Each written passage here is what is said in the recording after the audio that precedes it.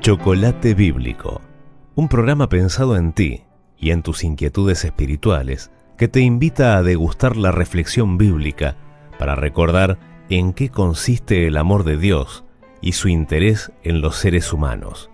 En la conducción de la doctora en teología Silvia Scholtus y la licenciada en teología Mari Bejar e invitados especiales. Chocolate Bíblico. Otra vez estamos aquí en este programa para compartir algunas reflexiones juntos. Bienvenidos y es un gusto saludarlos. Quien les habla, Silvia Scholtus, y me acompañan en este programa Mari Bejar. Hola Mari, ¿cómo estás? Bien, con muchos buenos deseos para nuestra audiencia, esperando que estén bien también. Al menos presto a escucharnos, a compartir. Y bueno, también nos acompaña, por cierto, Estelita. Bueno, sí, Estela. Hola Estela. Hola, Estela Domínguez. Vamos a presentarla como corresponde. ¿Cómo estás? La Estelita ya es oficial. Pero bueno, es una alegría estar nuevamente con ustedes dos y con nuestros oyentes. Sí, verdad que sí. Bueno, este programa vamos a empezar con un desafío interesante y tiene que ver con empezar a comentar en algunos programas, que tenemos algunos programas preparados, el gran sermón del Monte de Jesús, porque allí Jesús dejó asentado muchos principios espirituales de lo que él considera que son integrantes de lo que llamaría en su gran ministerio o su misión el reino de los cielos, que también anunció Juan el Bautista. Así que es un tema muy interesante. ¿Qué cosas dejó dicho Jesús en el Sermón del Monte que hacía que multitudes lo siguieran, quisieran volver a escucharlo, que Jesús reiteró en varias ocasiones? Por lo tanto, tiene que ser un mensaje clave durante su ministerio. Así que vamos a comenzar con, digamos, la introducción de este mensaje interesante. Pero entonces vamos primero a una pausa y enseguida volvemos.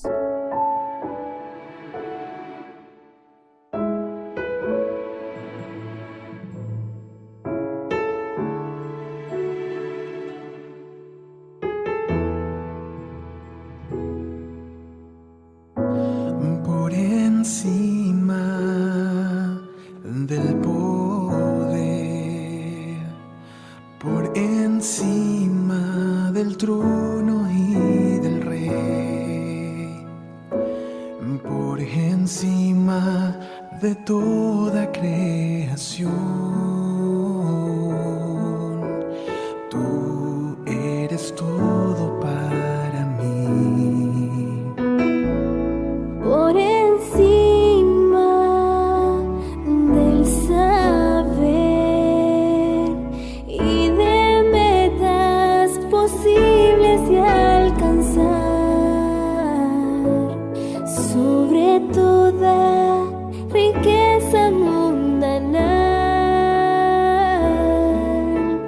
tu valor excede a lo demás. En la cruz solo estabas tú, al morir, rechazado así como flor que se pisoteó, me cautivó tu amor por mí.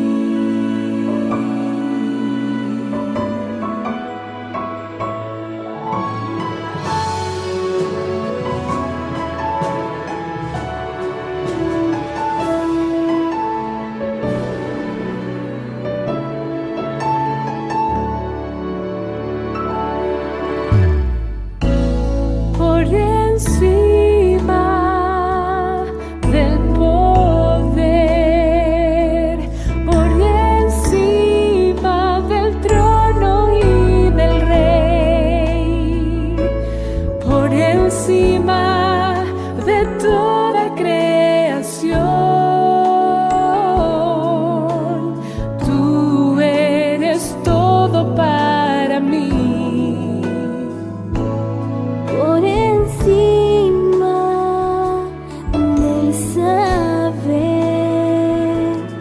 y de metas posibles de alcanzar, sobre toda riqueza mundanal,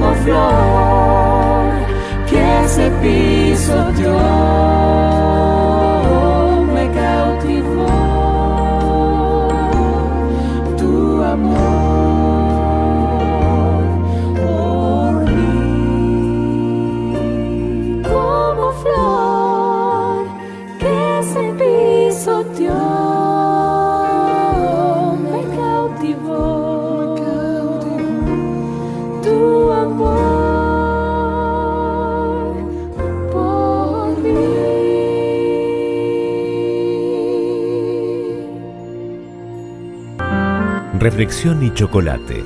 Una buena combinación. Chocolate bíblico. Bueno, y aquí estamos nuevamente después de la pausa para seguir con este programa que queremos compartir con ustedes en una reflexión que, bueno, tenemos ganas de que sea de provecho para todos, porque es lindo saber qué es lo que Jesús dejó como mensaje, qué es lo que Dios nos propone en su plan de salvación. Y bueno, ese es el mensaje central que tiene Jesús en su Sermón del Monte. Donde tenemos los principios del reino. Tal cual, así nomás, bien dicho. Pero, ¿saben qué? Me gusta a mí pensarlo como la sabiduría oriental que se transformó en occidental. Precioso. Porque hay mucho ahora que a veces notamos en las redes, en distintos lugares, que se escriben frases que dicen sabiduría oriental de distintos países chinos, japoneses y otras sabidurías orientales, hinduistas y demás. Y es lindo entender que esto también, el mensaje que nos llega de Jesús, proviene de Oriente y que nosotros lo hemos occidentalizado. Así que su influencia fue fantástica, evidentemente. Y siendo que vivimos en un contexto social cultural, donde digamos que lo oriental tiene buena prensa. Tal cual. Y no pensamos que el cristianismo es oriental. Bueno, así que vamos a ver este desafío de sabiduría oriental, Ajá. que ahora la hemos occidentalizado. Ahí está. Bueno, Jesús comienza su sermón con bendiciones. Algunos discuten si son 8, 9, 7, ¿sí? Bendiciones. En realidad él dice, algunos lo llaman bienaventuranzas. Algunas traducciones presentan la expresión dichosos. Por lo tanto, es interesante que podamos notar esta introducción que Jesús hace al sermón, que captó la atención de todos los que lo escuchaban. Se dice que había una multitud allí reunida.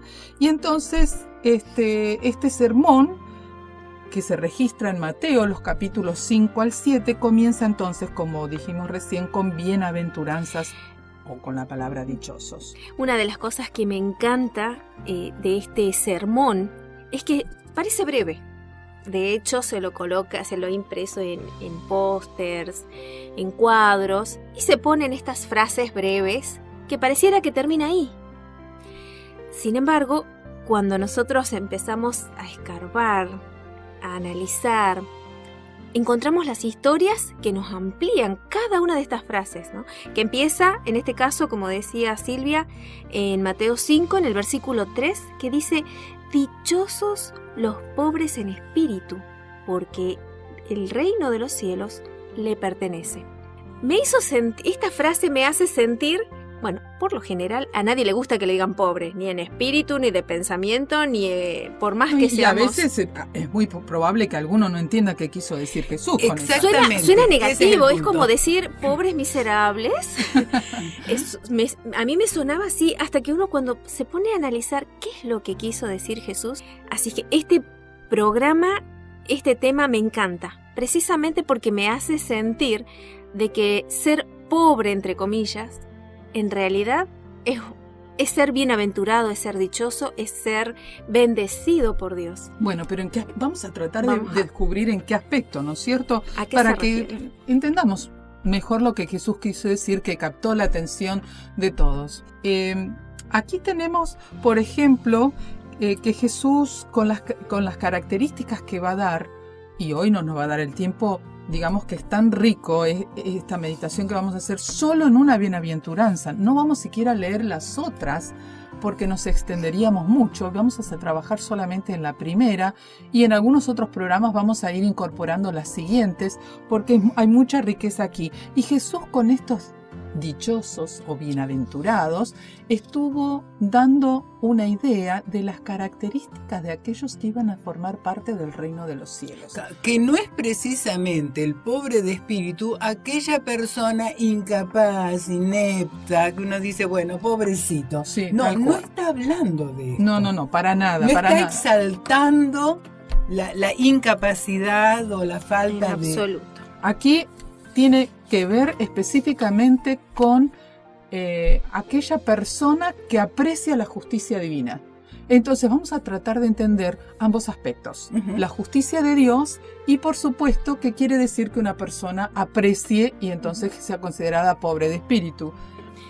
Esto me parece que es interesante si nosotros empezamos a buscar ilustraciones. ¿Cómo Jesús quiso ilustrar qué es un pobre en espíritu? Allí mismo en el sermón de Mateo, en el capítulo 6, ahí mismo nos está dando algunas ideas, sobre todo cuando Jesús les enseña a orar a las personas. Porque hay un momento en el sermón en donde se aprecia que Jesús da un ejemplo de oración conocida, muy conocida como el Padre Nuestro. Y qué importante es esto porque es muy generalizado y quizás en nuestra propia experiencia también ha pasado, en algún momento plantearnos cómo orar, cómo debemos Bueno, orar. eso va a quedarnos pendiente porque va a ser interesante que dediquemos un programa a eso. Sí, ¿Les claro. parece? Sí, claro. Ahora, Así que una le dejamos característica... pendiente a nuestra audiencia ese tema. Exactamente. Una característica que puede servirnos de guía entre tanto lleguemos a ese programa es precisamente lo que dice acá Mateo 6. Sí. Y que está relacionado con nuestra bienaventuranza. Y que de repente tiene un poco que ver con el hecho de la actitud cuando le pedimos algo a Dios y por qué Dios será que nos responde o no nos responde. Acá nos da cierta Indicio. esa es la palabra, me la sacaste de la boca y fue Ujú. oportuna. Dice así, Mateo 6, 1. Cuídense de no hacer sus obras de justicia delante de la gente para llamar la atención. Si actúan así, su Padre que está en el cielo no les dará ninguna recompensa. Cuando oren, versículos 5 al 8, cuando oren, no sean como los hipócritas, porque a ellos les encanta orar de pie en las sinagogas y en las esquinas de las plazas para que la gente los vea. Les aseguro que ya han obtenido toda su recompensa. Pero tú, cuando te pongas a orar, entra en tu cuarto, cierra la puerta y ora a tu Padre que está en secreto. Así, tu Padre que ve lo que se hace en secreto te recompensará. Y al orar, no hables solo por hablar, como hacen los gentiles, porque ellos se imaginan que serán escuchados por sus muchas palabras. No sean como ellos, porque su Padre sabe lo que ustedes necesitan antes de que se lo pidan. Muy bien, estas recomendaciones son interesantes. Primero que nada, Jesús está hablando aquí de la justicia. No, pero ¿qué cosa de justicia? Obras de justicia. Él dice, no hacer obras de justicia delante de la gente. ¿Qué será esto? Las obras de justicia se interpretaban como dedicarse a manifestar beneplácito ante algunas cosas, hacer determinados rituales. Lograr méritos a través de cosas que... Exactamente, a través de ciertas prácticas religiosas. Dice Jesús, no es así como ustedes tienen que dirigirse a mí, llamando la atención, miren cuántas cosas hago, miren qué bien que me sale esto, cuántos, no sé, Padre Nuestro rezo, cuántas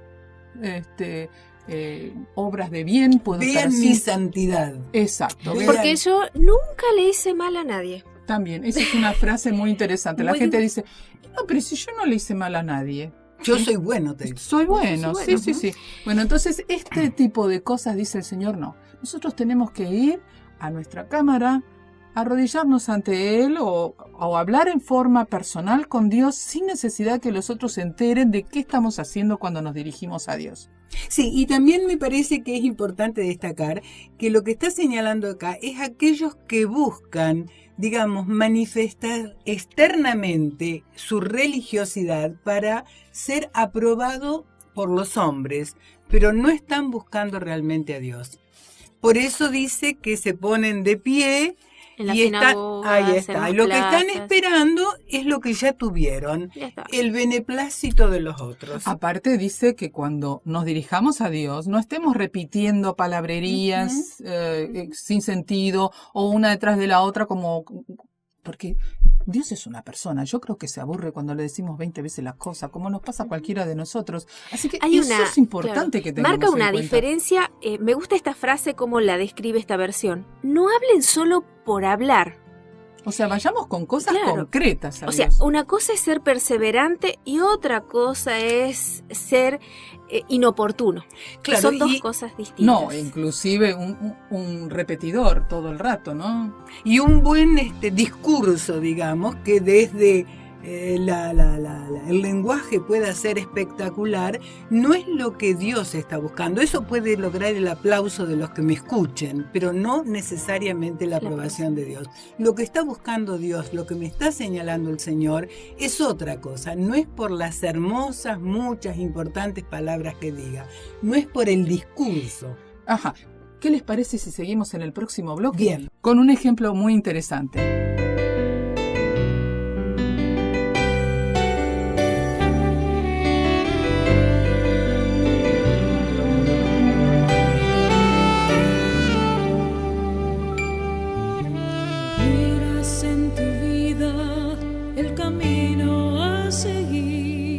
¿Cuántos sueños ya planeaste que deseas realizar? Sin embargo, pasa el tiempo, es difícil superar las barreras que impiden esos sueños alcanzar. Si tú quieres avanzar, debes confiar. Todo tienes que entregar.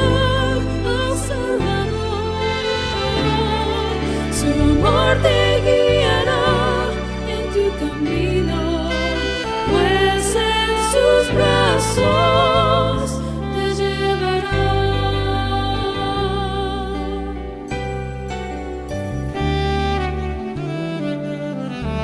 Caes en la vida y así sientes gran dolor.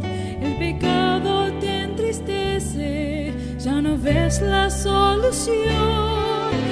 Te extiende su mano y te ofrece su perdón. Pon en él tu confianza, más tendrá tu corazón. Si tú quieres avanzar, debes confiar. Todo tienes que entregar al Salvador. Su amor te guiará en tu camino, pues en sus brazos te llevará. Pues en sus brazos te llevará.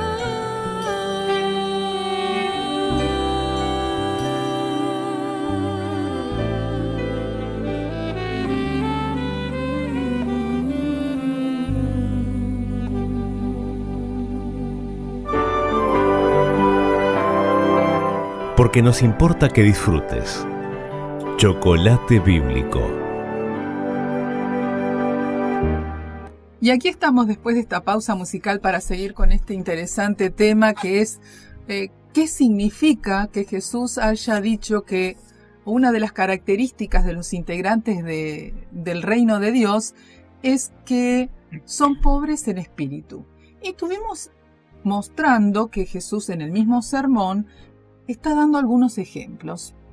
Y entre ellos, cuando se dedica a explicar cómo nos tenemos que acercar a Dios para orar. Y vamos a dar otro ejemplo, quedamos en dar otro ejemplo que ilustra mejor todavía esto. Lo encontramos en una historia que se relata en el Evangelio de Lucas, el capítulo 18. Vamos a ir leyendo por partes. Sí, tal cual, así no nos apresuramos y nos quedan las memorias. Lo analizamos pausadamente. Exactamente. Bien, dice así: 2 hombres subieron al templo a orar, el uno era fariseo y el otro era publicano. Y acá me detengo porque sería bueno que expliquemos, Silvia, ¿qué es eso de un fariseo y el otro publicano? Porque Buena idea, sí, porque es una frase corta, pero en realidad medio que nos deja ahí. ¿Y qué era uno y uno? ¿Eran partidos políticos? No, pero esto nos va a ayudar a entender de qué está hablando ¿Qué? cuando sepamos qué era un fariseo y qué era un Exacto. publicano. ¿Cuáles eran las características generales de uno y otro? Sí, porque es importante para poder entender el relato. Claro, en realidad. claro. Bueno, el fariseo, podríamos decir, era uno de los de los religiosos de la rama más dogmática, puritana del judaísmo. Es decir, lo voy a ver si entendí el concepto. Era un dirigente religioso muy riguroso en las formas de su religiosidad, en su Muy bien, cumplimiento, tal muy cual. estricto. Así, bien. Ahí está.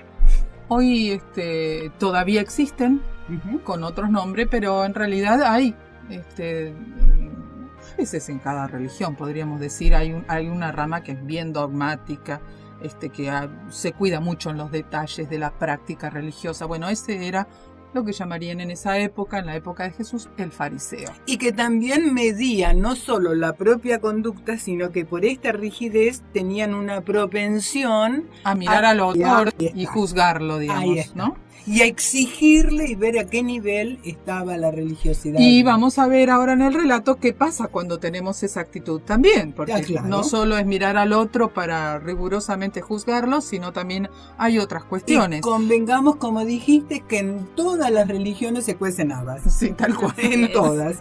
Y bueno, ¿y el publicano? ¿Qué era el publicano? Bueno, el publicano no era necesariamente el religioso, netamente practicante, era justamente alguien que era parte del pueblo judío, pero que se había dedicado a un oficio que era considerado una traición al Estado, como ser recaudar impuestos para el pueblo que dominaba en ese momento Roma, a los... Era como una especie de tesorero o algo así, ¿no? De- Para, De digamos, traidor. claro, exacto, del otro. Y del si otro lado. recuerda nuestra audiencia, hace pocos programas estuvimos hablando de un personaje que era un publicano al que Jesús le dijo que la salvación había llegado y que era necesario que él posara en su casa. Sí. Y también no nos debemos olvidar que Jesús tuvo como discípulo al que llamó a Mateo, A Mateo. justamente del evangelio que estamos leyendo. Él era considerado un publicano porque era recaudador de impuestos, aceptó el evangelio y Jesús lo integró a su grupo de discípulos. Así que no tenemos que pensar que por el hecho de que era publicano no tenía algunas inquietudes espirituales o deseos Tal de vez- practicar la religión, ¿no? Tal vez tenía muchas más inquietudes espirituales porque estaba en el medio, ¿no? De una profesión, podríamos llamarlo así, de un trabajo con Que el no era cual bien sustentarse, pero por el otro lado el juicio espiritual que caía por el hecho de que él tenía esa profesión, digámoslo así, ese trabajo. Y una vez más vemos a Jesús acercándose, buscando, llamando a los discriminados. Y esto es lo interesante. Bueno, y el relato sigue. Bien, dice así: el fariseo, puesto en pie, oraba consigo mismo de esta manera: Dios, te doy gracias porque no soy como los otros hombres, ladrones, injustos, adúlteros, ni aun como este publicano. Ayuno 2 veces a la semana y doy el diezmo de todo lo que gano. Interesante. Aquí tenemos la otra característica que dijimos que se va a presentar en el fariseo, que juzga todo. Para poder juzgar a los demás tiene que haber una medida. Y en este caso notamos que el fariseo se pone como medida para juzgar al otro. Es decir, en este caso él dice: yo no soy como él. Yo me estoy preocupando en cumplir Sí. con las normas. Exacto. Y acá están, te las presento, las estoy cumpliendo. Y por lo tanto, Dios, como yo estoy cumpliendo con las normas y no soy como este otro acá que es despreciable, entonces vos me tenés que atender. Esa es Ahí la está. oración del fariseo. Ahí está. Me tenés que atender y me tenés que contestar lo que yo te digo porque me lo merezco. Yo soy santa, no soy como esta otra pobre que tengo al lado. Sí, Ahí está. ese es el concepto, ¿no es Ese es el cierto? concepto. Entonces, ese concepto es muy peligroso. Tremendo. Y vamos a ver cómo sigue diciendo Jesús ¿por qué esto desagrada a Dios? Vamos a seguir leyendo el texto. Bien, luego sigue describiendo al publicano. ¿Cómo es la actitud de acercarse? Dice, pero el publicano, estando lejos, no quería ni aún alzar los ojos al cielo, sino que se golpeaba el pecho diciendo, Dios, sé propicio a mi pecador. Qué diferencia, ¿eh? Aquí tenemos que respirar profundo. Es decir, uno puede pensar, y bueno, era lógico. Era pecador, nadie lo quería, era discriminado, obvio que se sentía mal y obvio que también pensaba que Dios no merecía que Dios lo considerara. Pero sin embargo, Jesús aclaró que en el relato, vamos a ver qué fue lo que aclaró en relación con esta actitud. Podríamos decir que aquí notamos que hay una pobreza de espíritu Absoluta. en el publicano. Absoluta. Un reconocimiento total de que no tengo nada, ¿no? De allí la pobreza entre comillas, porque reconoce que no tiene nada para dar y que todo lo que puede llegar a obtener o necesita proviene de Dios. Es interesante porque el fariseo dice que oraba consigo mismo. Es decir, él miraba la supuesta perfección que había logrado. Y Que al- esa oración al orar consigo mismo no llegaba a Dios. No Eso es lo que llegaba está a Dios. diciendo Jesús. Y el publicano, frente a Dios, frente a la perfección absoluta de Dios, se siente pobre, miserable. Pero más que eso, yo creo que también estaba mirando porque la oración dice, Dios sé propicio a mi pecador. Ujú. Es decir, que estaba viendo a Dios como alguien amoroso a quien se Ahí podía está. acercar a pesar de la Ahí circunstancia está. o mal, como se sentía de su debilidad o pecaminosidad. Pero Exacto. sin ese orgullo, sin esa autosuficiencia, sino con la humildad de reconocer su propia condición. ¿Y por qué?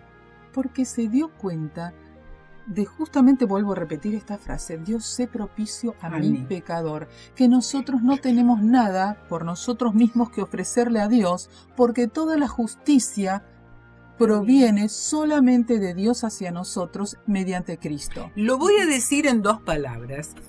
A ver si lo expreso. Frente al pecado, ¿quién de nosotros que se quiere acercar a Dios no lucha contra el pecado? Frente al pecado, tenemos que concluir que somos incapaces de superarlo. Exactamente. Que queremos, que lo rechazamos, que queremos superarlo, pero que nuestra naturaleza nos lleva al fracaso total. Y entonces, si no buscamos, no reconocemos esta situación, que si dependemos de nosotros mismos estamos en una situación de absoluta indefensión. Y bueno, pero ¿y por qué estamos con este argumento? Porque miremos lo que dijo Jesús. Dice así, os digo que éste descendió a su casa justificados antes que el otro, porque cualquiera que se enaltece será humillado, y el que se humilla será enaltecido. Ese contraste, uno se acercó porque creía que lo merecía, sin embargo el otro lo necesitaba.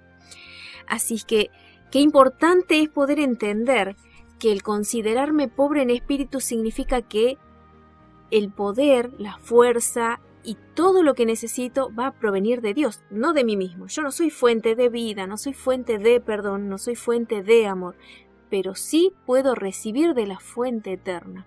Interesante que dice, este descendió justificado antes que el otro. Y vamos a hablar un poquitito de qué significa esto de ser justificado, recibir justicia o ser considerado justificado ante Dios. Vamos a una pausa y enseguida vuelvo.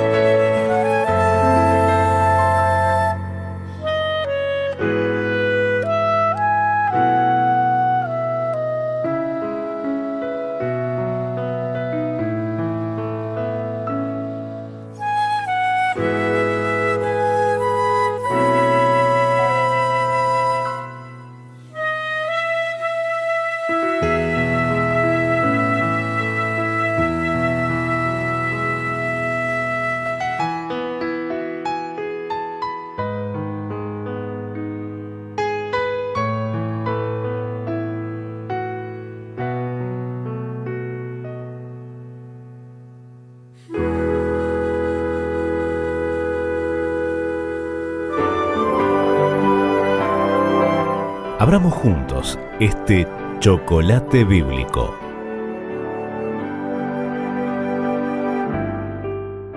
Y ya estamos de vuelta después de una pequeña pausa musical que esperamos haya sido del agrado de ustedes. Y seguimos entonces con nuestro propósito de entender qué quiso decir Jesús en el Sermón del Monte con dichosos los pobres en espíritu.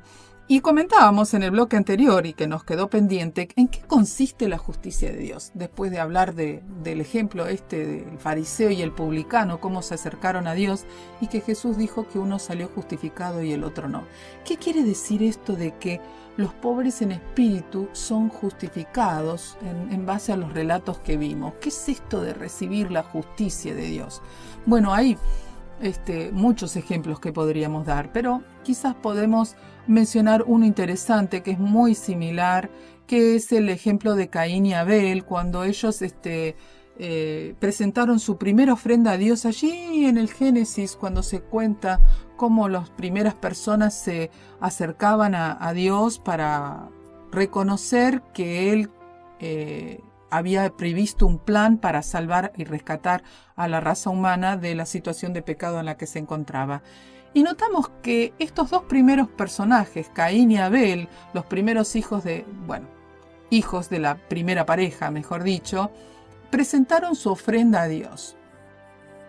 Caín presentó una ofrenda de los frutos del campo que él cultivaba, y Abel presentó una ofrenda como Dios había pedido, que era de un animalito. Y dice el relato que Dios justificó a Abel y no a Caín, y fue ahí donde Caín se enojó y donde Dios tuvo que decirle, pero ¿por qué te enojas? Si hubieses hecho algo bien, no te habría yo reconocido, ¿no? Pero Claro. más que hacer algo bien, lo que Dios le estaba diciendo es, tú no me estás reconociendo como que soy yo el que te salva. Claro. Por la tipo de ofrenda que me acabas de presentar, quiere decir que estás escogiendo vos mismo cómo te querés salvar.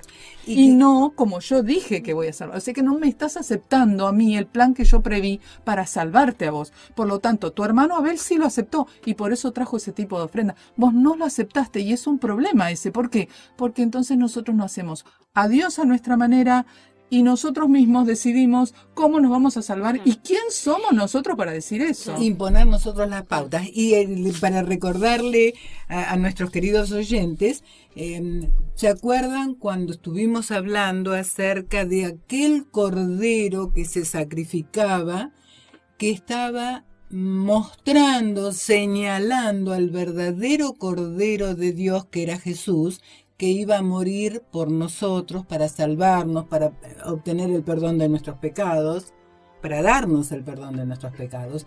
Este cordero que presentó Abel era mostrando aquello. Caín no quiso hacerlo. Tal cual. Caín quiso hacer la suya. Y ese es un problema, digamos así, de siglos, que siglos. llevamos de siglos arrastrando, porque generalmente vamos a encontrarnos con que hay muchos que lo que pretenden es hacer algo para salvarse. Tienen que hacer una obra para que Dios entonces los bendiga o les dé algo, o proponer cómo me voy a salvar yo. Y Dios dice, no, ¿por qué no descansás? Tengan que descansar en mí. Y esa era la propuesta de Jesús en el Sermón del Monte. Descansen en mí. ¿Por qué? Porque yo soy el que estoy dándoles la salvación. Ustedes no tienen que hacer más que aceptar la salvación de Dios. Y eso fue lo que hizo Abel. Y no es una religión a mi manera, sino a la señalada por el Señor. Y esto es lo interesante, porque esta religión realmente nos produce el descanso cuando la entendemos. Uh-huh. Porque no es que nosotros tenemos que tratar de lograr que Dios nos mire bien porque hicimos una obra de bien, sino que Dios ya nos ha estado mirando bien y por eso hizo esa previsión de salvación. Entonces no necesitamos estar haciendo una obra de bien para reconciliarnos con Dios, porque Dios ya la hizo en Cristo. Y entonces con que aceptemos eso, el Señor nos dice, ahora déjame que yo voy a empezar a transformarte en alguien diferente, que aprenda los principios de mi reino, para que puedas entender dónde te quiero llevar a vivir y puedas vivir allí. Quizás, bueno, por edad soy memoriosa. Son virtudes eso. Son virtudes. Bueno, quiero recordar que también en programas anteriores habíamos estado señalando que el camino de Cristo, el camino del cristianismo, era diferente al que generalmente otras religiones nos proponen. No debemos ser perfectos, impecables, como el fariseo lo pretendía para ir a Dios, sino que Dios me dice, no, hijo, así como estás, vení a mí para que yo te cambie. De allí viene la expresión de Jesús cuando dice en Mateo 7, desde el 1 al 5, no juzguen a nadie para no ser juzgados. Ahí está. ¿No? Porque dice, tal como juzguen, se les juzgará. Y con la medida que midan a otros, se les medirá a ustedes. ¿Por qué te fijas en la astilla que tiene tu hermano en el ojo y no le das importancia a la viga que está en el tuyo? ¿Cómo puedes decirle a tu hermano, déjame sacarte la astilla del ojo, cuando he aquí tú tienes una viga en el tuyo?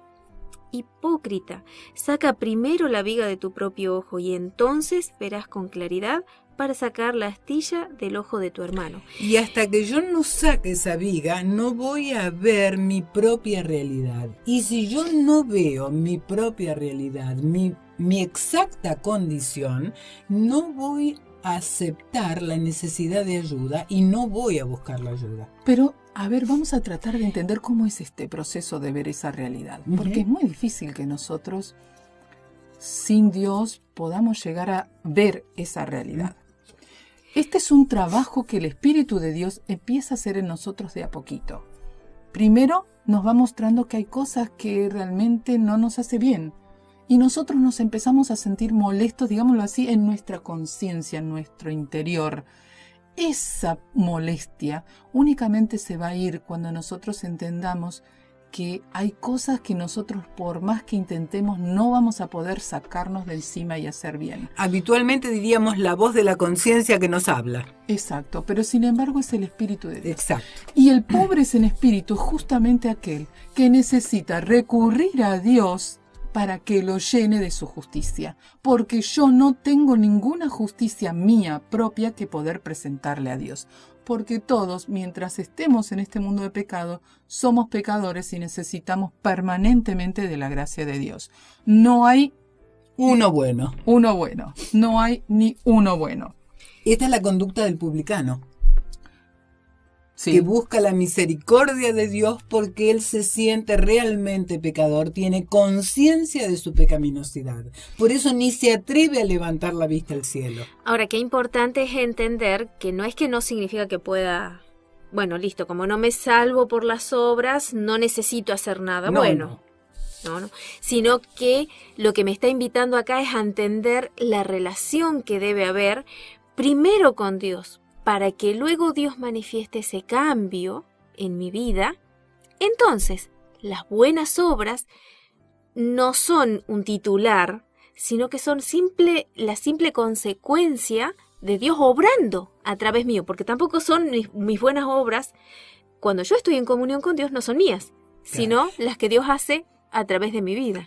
Vamos a decir lo que es la gracia de Dios, la que nos capacita para hacer las obras por las cuales Él realmente nos recompensa. A ver si tengo claro el concepto. Es decir, yo puedo intentar a través de una conducta muy rígida, muy rigurosa, aparentar una actitud de perfección, de santidad, pero que en el fondo mi corazón está en mi mente en otra cosa.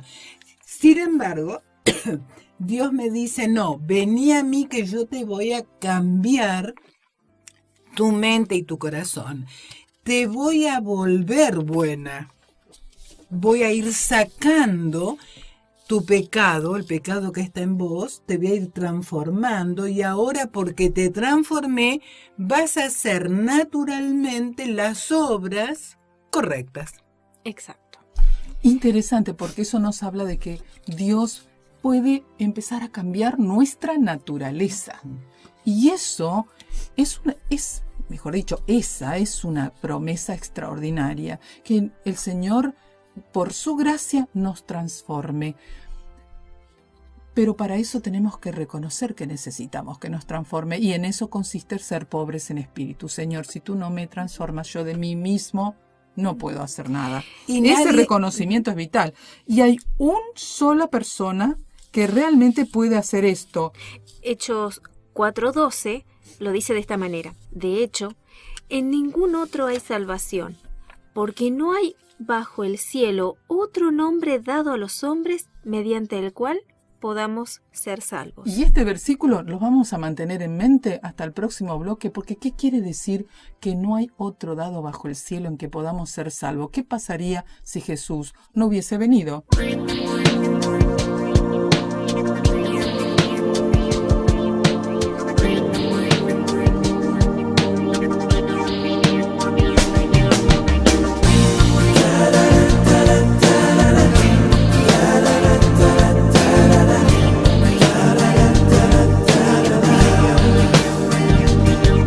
Al mundo Dios amó, que a su Hijo Él nos dio,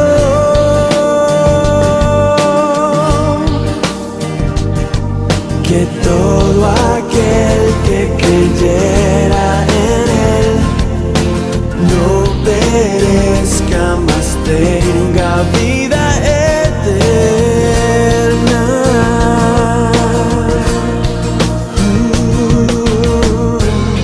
He tratado de hallar palabras que decir y hacerte conocer a un Dios de gran poder. Nada en este mundo puede comparar con la paz que siente tu alma cuando Él en ti está. Si yo sé qué difícil es de contemplar, dejarlo todo y confiar solo en Él. Si yo sé que es la verdad, que su amor es para ti, con su palabra ves lo que Él hará.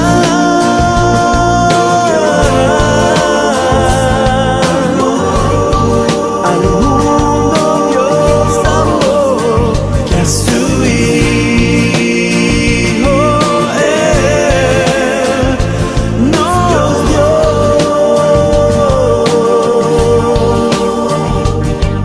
y todo aquel que creyera en Él no perezca, mas tenga vida eterna.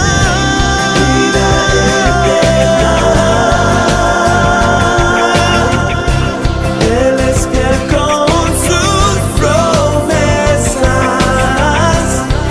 tomando su mano, seguro estará.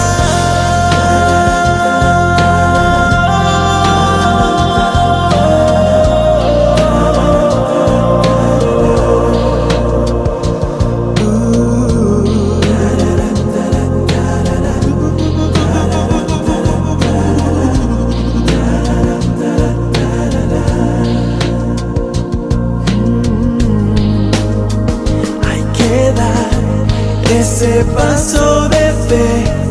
Él te ve, te ayudará, y paz Él te dará. Su paz Él te dará.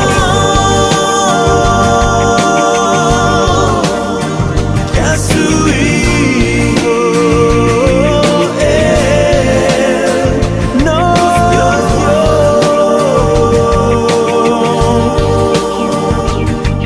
Y todo aquel que creyera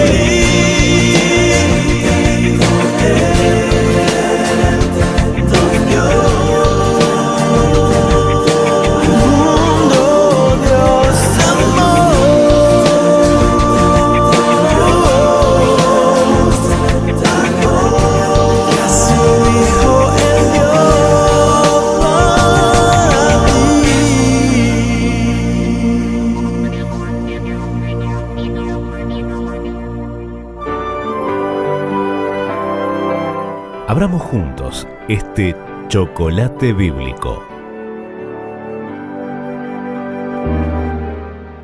Y nuestro último bloque, ya estamos terminando nuestro programa. Qué tema realmente muy interesante, saber cómo Dios caracterizó a aquellos que forman parte de su reino.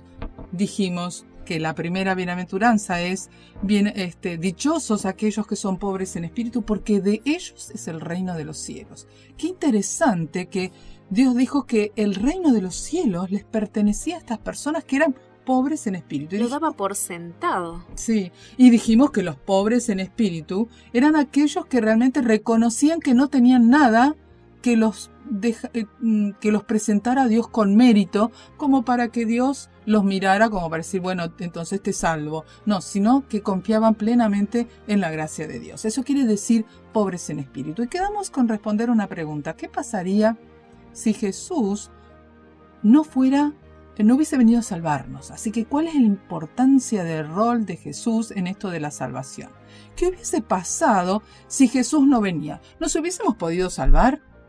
Dijimos en los bloques anteriores que esto no es posible. El ser humano no puede salvarse por sí mismo, por más gimnasia espiritual que haga, de cualquier tipo que sea, práctica religiosa que tenga interés, si no entiende que Dios es el único que le está ofreciendo la salvación, estamos mal. Es decir, el problema de la separación entre Dios y nosotros, que nos trajo como consecuencia la muerte, había sido a causa, vamos a decirlo con todas las letras, del pecado. Por lo tanto, mientras yo no saque el pecado, estoy separada de Dios.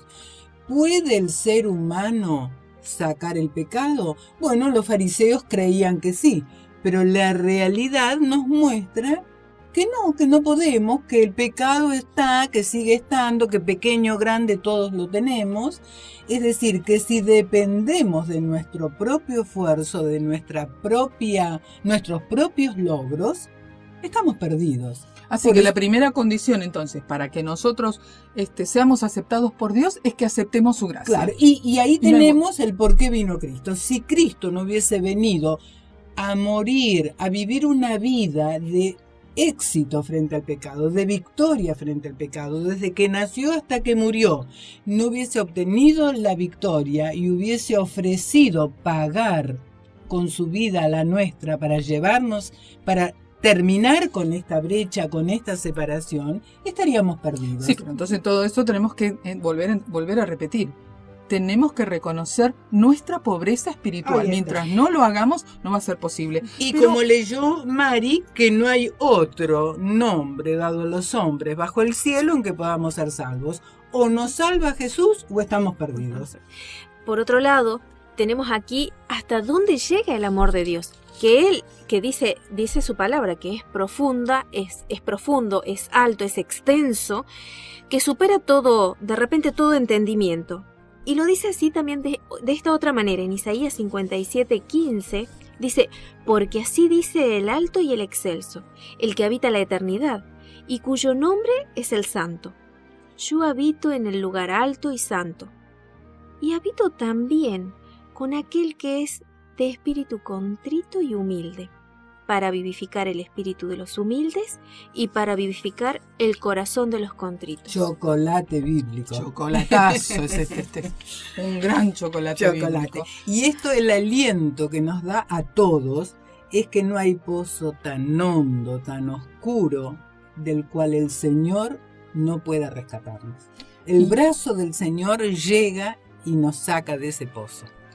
Qué hermoso contraste, ¿no es cierto? El que está haciendo Jesús. Yo me imagino a los oyentes en ese momento escuchando esto cuando veían las prácticas religiosas de la época, cómo parecía que, bueno, si uno no era fariseo y se presentaba a Dios con la cabeza en alto diciendo yo di el diezmo de todo, hice esto, hice aquello, hice el otro. Ayuno tantas veces en la semana.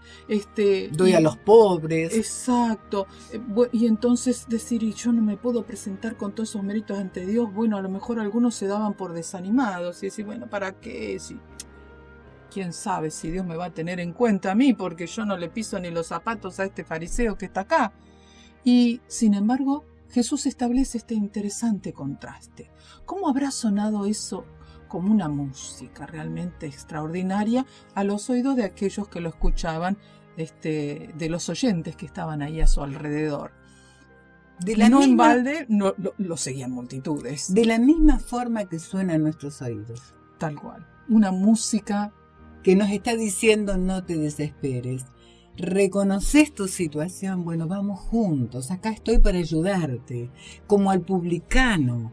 Esto realmente nos dice que nosotros podemos dejar de quejarnos de nuestras debilidades y tomarnos de la mano, ¿no es cierto?, de las fortalezas que el Señor nos promete para poder llegar a alturas que ni nosotros nos podemos llegar a imaginar que podemos alcanzar, pero que Jesús nos dice: si nosotros nos reconocemos y empezamos a dejar que la gracia de Dios trabaje en nuestros corazones, entonces el Señor hará cosas extraordinarias, y la más extraordinaria de todas es que nos dice que el reino de Dios nos pertenece. Y ahí entendemos cuando leemos que Pablo dice que se gloría, que disfruta, que se felicita de su debilidad, porque cuando es débil es fuerte.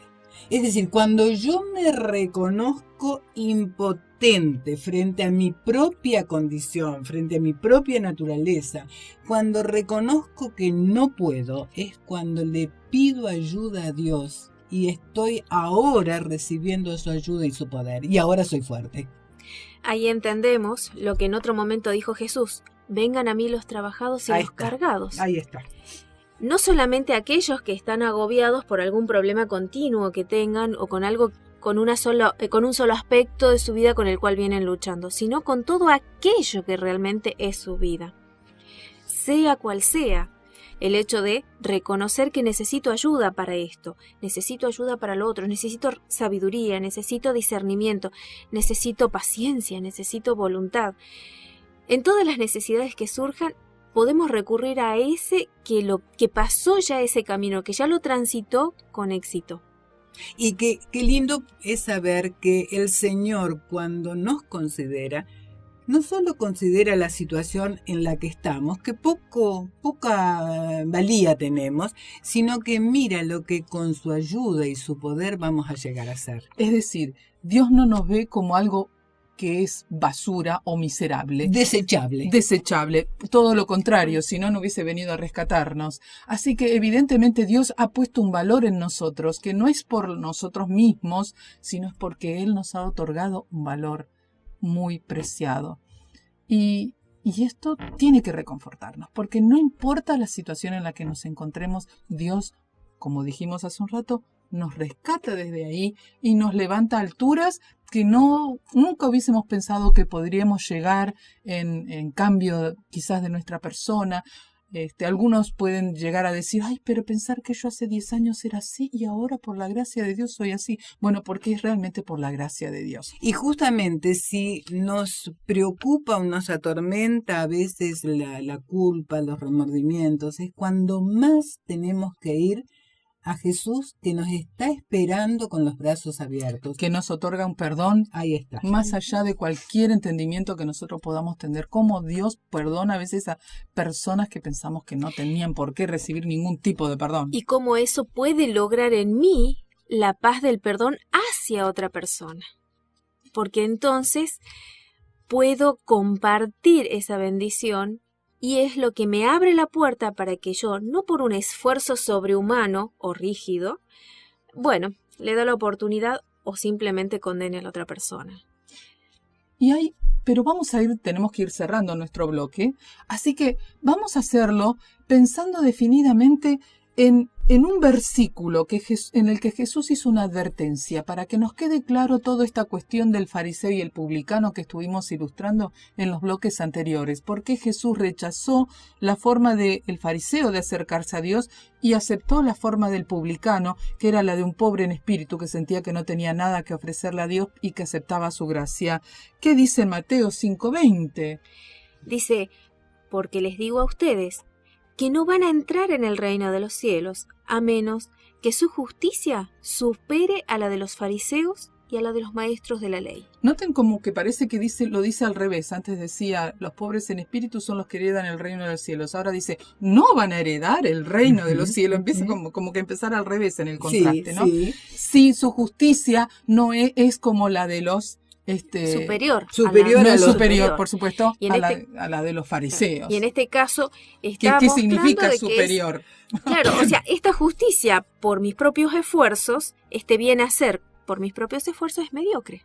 Es decir, que Dios no está, el Señor no está rechazando, ni criticando, ni condenando las buenas obras que hacían estos maestros de la ley y los fariseos. No, sino que tenían que ir un poquitito más allá. Y un poquitito más allá era reconocer que a pesar de todo esto, el pecado estaba en nosotros y que si no aceptábamos a Cristo como nuestro Salvador, estábamos totalmente perdidos. Por lo tanto, lo que Jesús quiere decir aquí, que la única justicia que supera la de los fariseos es la justicia de Dios. Ahí está. Y a menos que nosotros recibamos esa justicia, no podremos heredar el reino de los cielos. Pero que nos quede claro que el Señor no está criticando las buenas obras que hacían los por fariseos. supuesto. Es la motivación, sería. Claro. Y sobre ese tema vamos a seguir hablando en nuestro próximo programa. Pero entonces que nos quede claro hoy.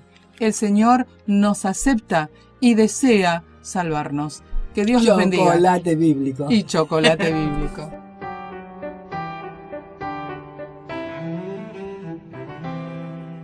Esto fue Chocolate Bíblico, un espacio de reflexión para sentirte bien y pensar cómo Jesús puede ayudarnos en nuestro diario vivir. Que tengas una buena semana llena de bendiciones. Hasta nuestro próximo encuentro.